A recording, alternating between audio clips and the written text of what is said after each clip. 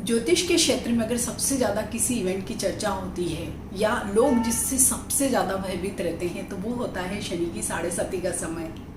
सब जानना चाहते हैं कि उनकी राशि पर शनि की 7.5 का क्या प्रभाव होगा, वो कब से कब तक रहने वाली है, आदि चीज़ें। और अगर जिन्हें ज्योतिष में रुचि है तो उन्हें अवश्य ही पता होगा कि 29 अप्रैल 2022 को शनि की 7.5 का एक नया अध्याय है, जिसे हम कह सकते हैं कि शनि कुंभ राशि में प्रवेश करेंगे और इसके साथ ही मीन राशि में शनि की 7.5 स्टार्ट हो जाएगी, जो अगले 7 सालों तक चलेगी। और यह भी सभी लोगों को पता होगा कि शनि अपना एक ऑर्बिट पूरा करने में एक राशि से दूसरी राशि में जाने के लिए पूरे 7.5 साल लेता है और 3 राशियों पर एक साथ शनि की 7.5 का गोचर होता है। तो मैं हूँ astrologer Usha Jain Bhatnagar. Welcome to my channel Usha एस्ट्रोवर्ट।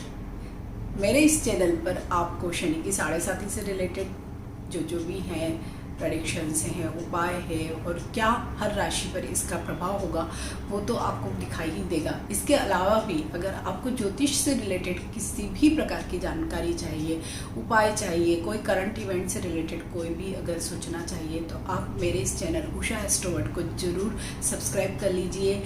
जो बेल बटन है उसे प्रेस कर लीजिए, तो जब भी मेरा कोई नया वीडियो आएगा तो आप पर तुरंत ही नोटिफिकेशन आ जाएगी। तो बात करते हैं शनि के 7.5 की। जैसे कि 29 अप्रैल को ही शनि की 7.5 मीन राशि में शुरू हो जाएगी।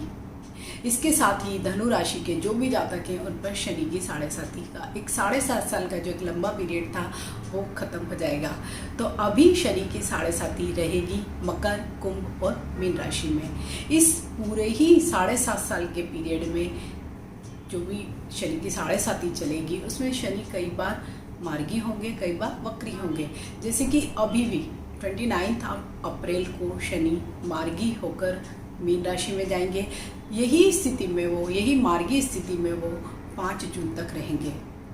5 जून से लेके 12 जुलाई तक वो कुंभ राशि में ही मार्गी रहेंगे, लेकिन 12 जुलाई से फिर अगेन वो वक्री हो जाएंगे और प्रवेश कर जाएंगे अपनी पिछली राशि मकर राशि में, जहाँ पर वो अभी शनि की 7.5 के एक दूसरे दौर में स्थित थे। लेकिन अभी का जो हम पीरियड देखेंगे तो उस पीरियड में जो मीन राशि होगी उसमें शनि की 7.5 का प्रथम चरण होगा, कुंभ राशि में शनि की 7.5 का द्वितीय चरण होगा और जो मकर राशि है उसमें शनि की 7.5 का तृतीय चरण होगा। हर राशि में हर चरण का अलग अलग प्रेडिक्शन होता है और ये प्रेडिक्शन हम केवल चंद्र राशि के आधार पर ही कर रहे हैं। लेकिन शनि की 7.5 से बहुत घबराने की बिल्कुल भी ज़रूरत नहीं होती है, क्योंकि शनि न्याय और कर्म के देवता है। अगर आप कुछ गलत कर रहे हैं तो ज़रूर आपको वैसे ही जैसा काम कर रहे हैं वैसा ही फल मिलेगा। तो अगर आप कुछ गलत नहीं कर रहे हैं तो कुछ डरने की बिल्कुल ज़रूरत नहीं है।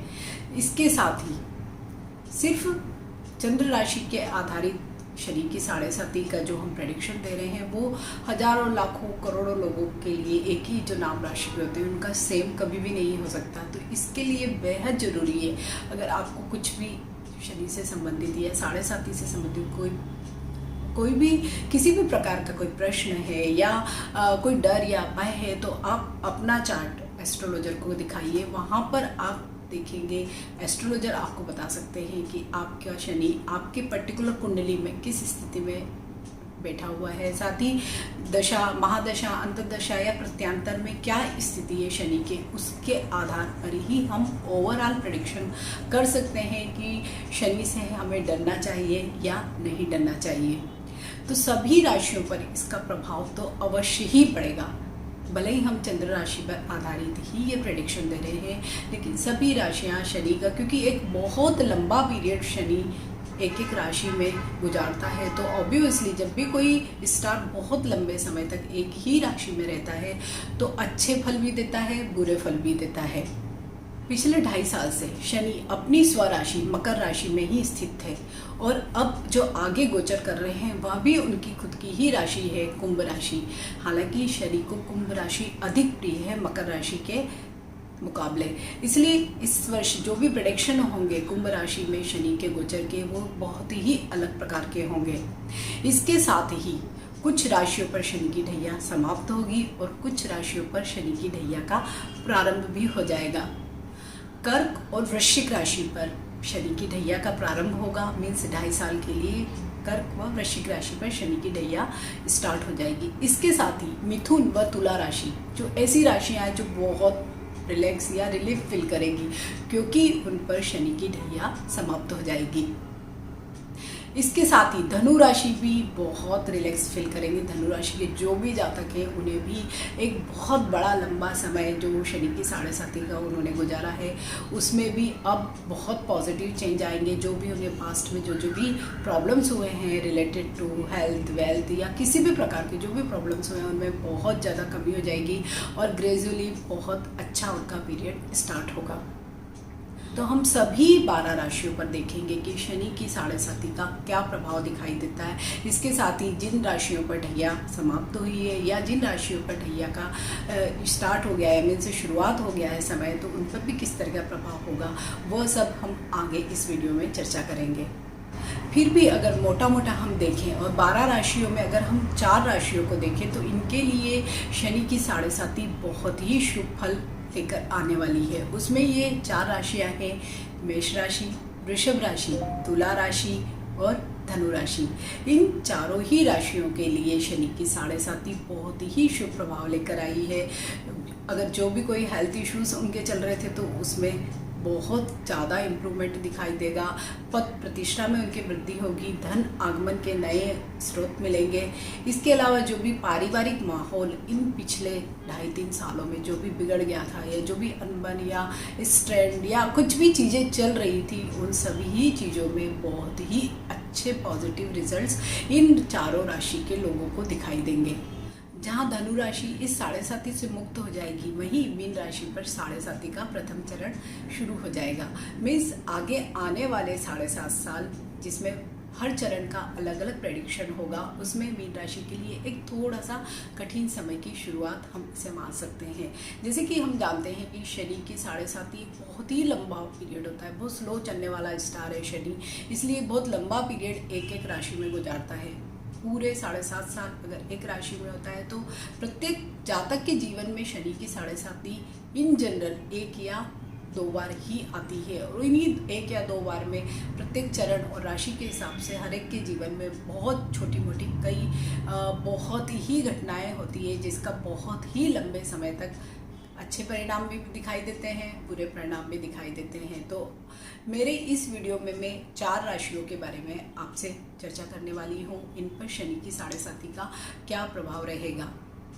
जो 4 पहली राशियाँ हैं, मेष राशि, वृषभ राशि, मिथुन राशि और कर्क राशि।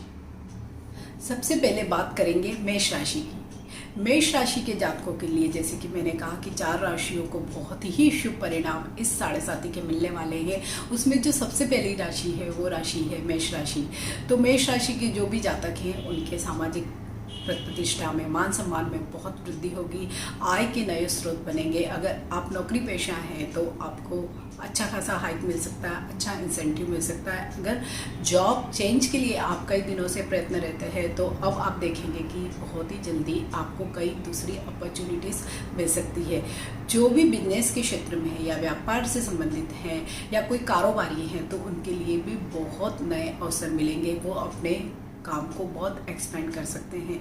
इसके साथ ही कई दूरस्थ या पास के स्थानों की यात्रा हो सकती है और अगर स्पेशली अगर काम से रिलेटेड आपकी कुछ भी यात्रा है तो वो जरूर ही सफल होंगी।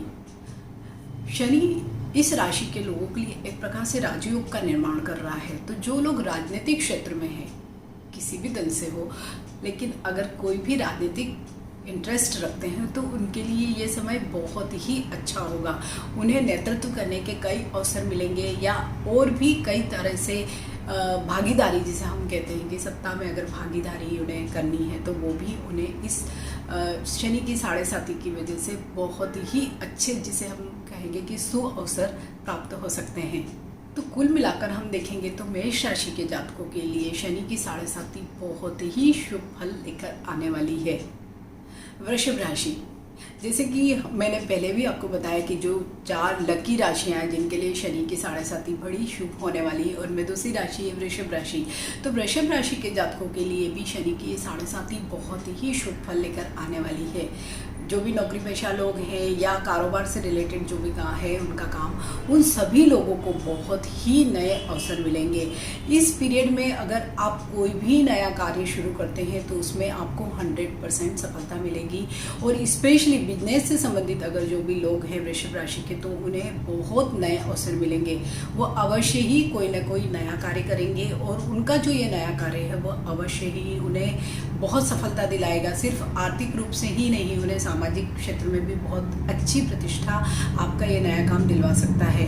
अगर नए काम के साथ हम दूसरी चीज़ों को देखें तो भी आप आय के स्रोत दूसरे लोगों के लिए भी जनरेट कर पाएंगे और आर्थिक स्थिति भी आपकी इस पूरे ही पीरियड में उत्तरोत्तर अच्छी होती ही जाएगी। पारिवारिक माहौल को देखें तो पारिवारिक माहौल भी, अगर कुछ भी आपके एक्सटेंडेड फैमिली में या सिबलिंग्स के साथ कोई प्रॉब्लम्स चले आ रहे थे तो उनमें मीन्स उनके निराकरण का ये समय आ गया है। साथ ही घर में मांगलिक कार्य भी हो सकते हैं। अगर आपके बच्चे शादी योग्य हैं तो जरूर ही इन 2.5 सालों में जो ये शनि की साढ़े साथी का ये जो अगला चरण है, इसमें आपको बहुत ही अच्छी शुभ सूचना मिलेगी। घर में मांगलिक कार्य होंगे। हेल्थ भी इन जनरल आपकी अच्छी ही रहेगी। तो कुल मिलाकर देखा जाए तो वृषभ राशि के जातकों के लिए अगर हेल्थ अच्छी है, वेल्थ भी मिल रही है, फैमिली में अच्छा माहौल है, तो बहुत ही इसे हम शुभ समय कहेंगे। शनि ये आपके लिए लेकर आने वाला है। बात करेंगे मिथुन राशि की। मिथुन राशि के जातकों पर शनि की साढ़े साथी थोड़ा सा प्रॉब्लम लेकर आ सकती हैं। कुछ मध्यम फल इन्हें प्राप्त हो सकते हैं। स्वास्थ्य संबंधी परेशानियां हो सकती है। अगर विगत में कोई भी आपकी लंबी बीमारी चल रही है तो आप उसे बिल्कुल भी इग्नोर मत करिए। Specially lower part of body में अगर आपको कोई भी प्रॉब्लम है, जैसे महिलाओं में अगर कोई गायनिक इश्यूज़ हैं या पुरुषों में इस तरह का कोई प्रॉब्लम है या नीज़ में कोई प्रॉब्लम है, किसी भी तरह का लोअर पार्ट ऑफ बॉडी में अगर आपको कोई भी इश्यूज़ है, कोई भी बीमारी है, तो आप उन्हें बिल्कुल भी इग्नोर मत करिए और उन्हें तुरंत ही दिखाइए, क्योंकि शनि की साढ़े साथी का ये दुष्प्रभाव आपके लोअर पार्ट बॉडी में ज़्यादा दिखाई देगा। साथ ही अनएक्सपेक्टेड एक्सपेंडिचर्स होते हैं और अनएक्सपेक्टेड एक्सपेंडिचर्स इन जनरल हमारे या तो स्वास्थ्य संबंधी समस्याओं में होते हैं या कोई ऐसे कामों के लिए हो जाते हैं या ऐसे ट्रेवल इवेंट्स के ऊपर हो जाते हैं जिन्हें हमने सोचा ही नहीं था। साथ ही आने जाने वाले लोगों पर भी हो जाते हैं।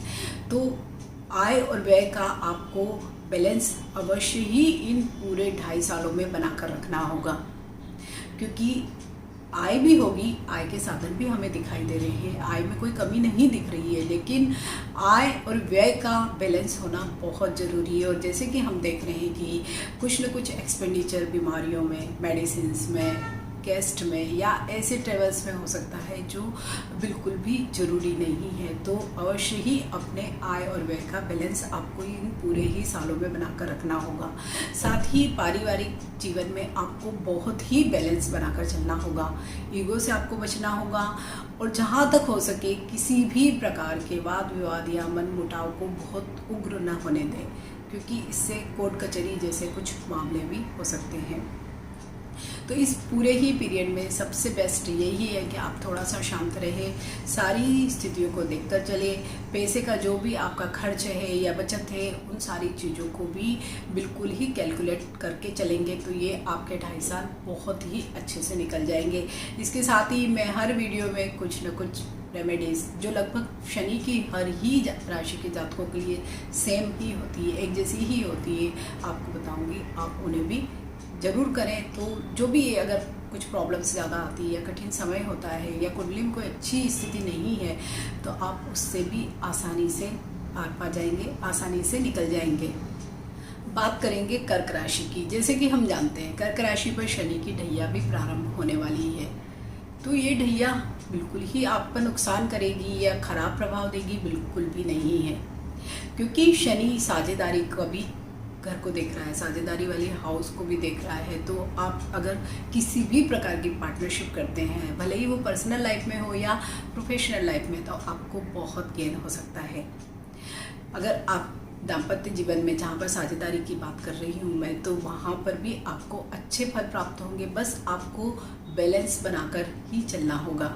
इसके अलावा अगर आपको बिजनेस में है जहाँ पर साझेदारी है, पार्टनरशिप है, तो वहाँ पर भी आपको बैलेंस बनाकर ही चलना होगा।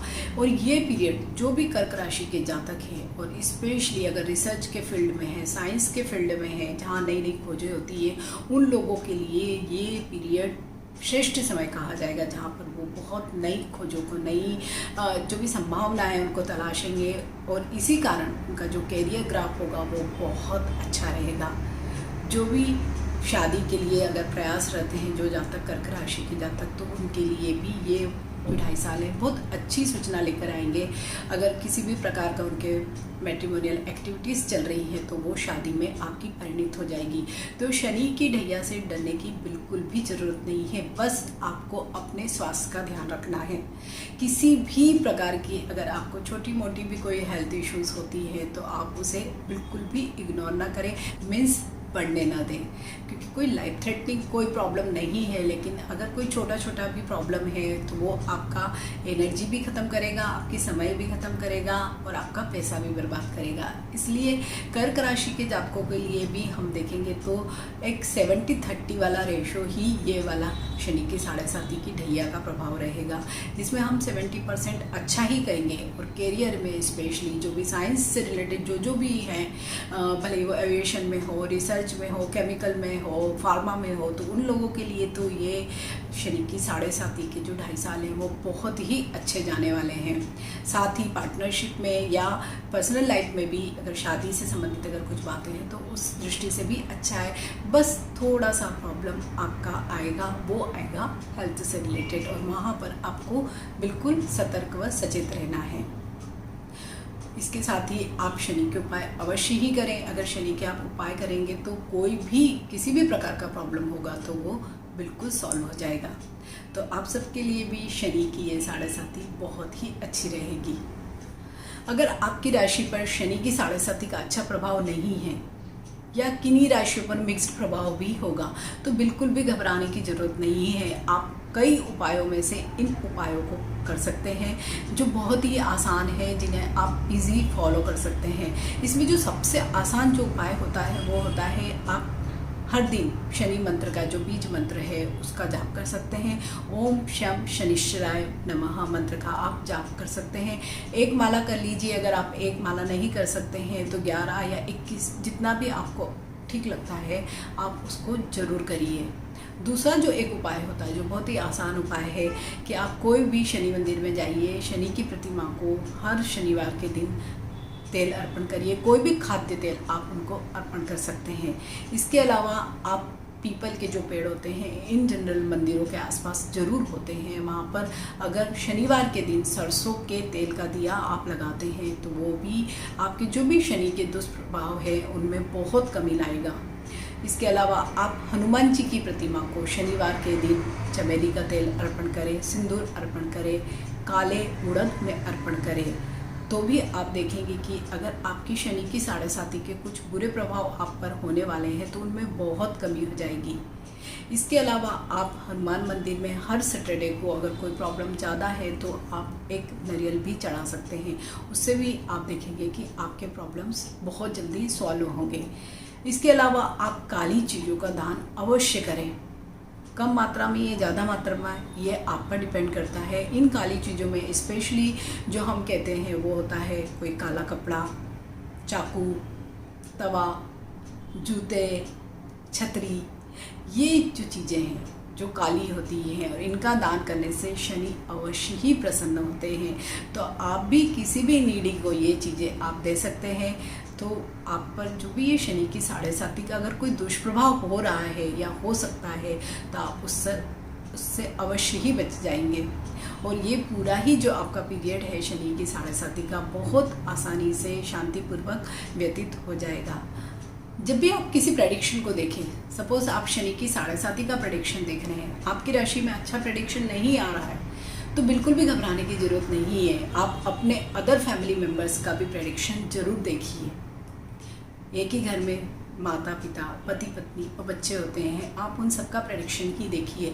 तो सम्मिलित रूप से हम देखते हैं कि हम जब एक साथ रहते हैं तो एक दूसरे के स्टार्स भी हमें प्रभावित करते हैं। जैसे कि फॉर एग्जांपल अगर मैं कहती हूँ कि तुला राशि के जातक का बहुत ही अच्छा शुभ समय आने वाला है, उसी घर में कोई जातक मीन राशि का, उसका समय अच्छा नहीं है, लेकिन हम कह रहे हैं कि तुला राशि के जातकों को बहुत ही पारिवारिक खुशियाँ मिलेंगी, बहुत अच्छा माहौल रहेगा।